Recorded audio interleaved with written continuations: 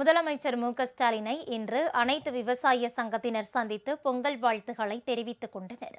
Chennai cathedral சாலையில் உள்ள கலைஞர் நூற்றாண்டு பூங்காவில் நடைபெற்ற இதற்கான நிகழ்ச்சியில் தமிழ்நாடு அனைத்து விவசாய சங்கங்களை சேர்ந்த விவசாயிகள் பலர் கலந்து கொண்டனர்.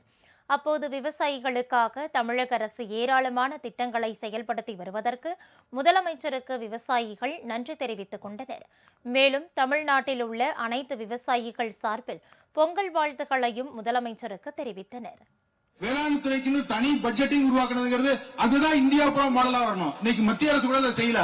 இந்த ஒன்றிய அரசு நமக்கு எவ்வளவோ ஈரப்பதத்தில் இடைஞ்சல் பண்ணாலும் இன்னைக்கு மாண்புமிகு தமிழக முதல்வர்கள் ஒரு பொற்கால ஆட்சி நீங்க கொடுக்குறீங்க.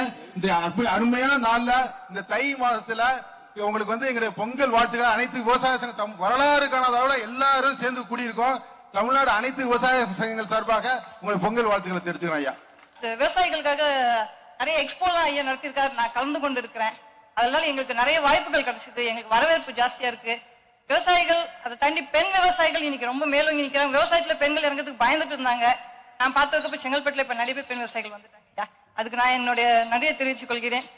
எங்கள் விவசாய சங்க சார்பாகவும் பெண் விவசாய சங்க சார்பாகவும் என்னுடைய பொங்கல் திருநாள் வாழ்த்துக்களையும் மற்ற அனைவர்களுக்கும் என் வாழ்த்துக்களையும் தெரிவித்துக் கொள்கிறேன் ஐயா.